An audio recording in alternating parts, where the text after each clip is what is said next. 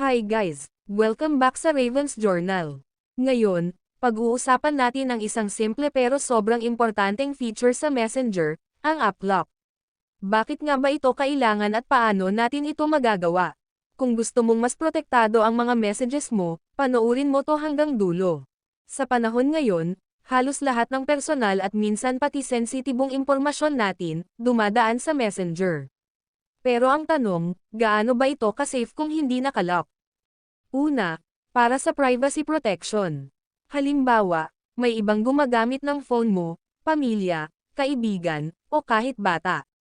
Kung walang lock, pwedeng mabuksan nila agad ang mga conversations mo. Pangalawa, security laban sa intruders. Kapag nanakaw o nawala ang phone mo, mas protektado ang messages kung nakalock ang messenger.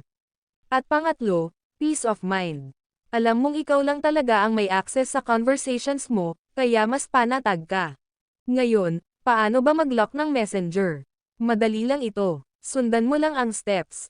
Buksan ang messenger app. Itap ang profile picture mo sa taas para makapunta sa settings. Hanapin at piliin ang privacy and safety o privacy.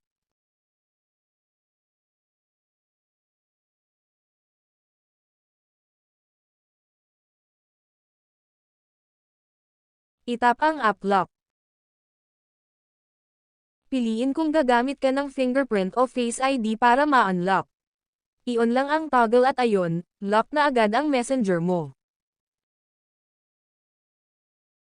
Napakadali di ba? In just a few clicks, mas secured na ang messages mo at hindi basta-basta mabubuksan ng iba.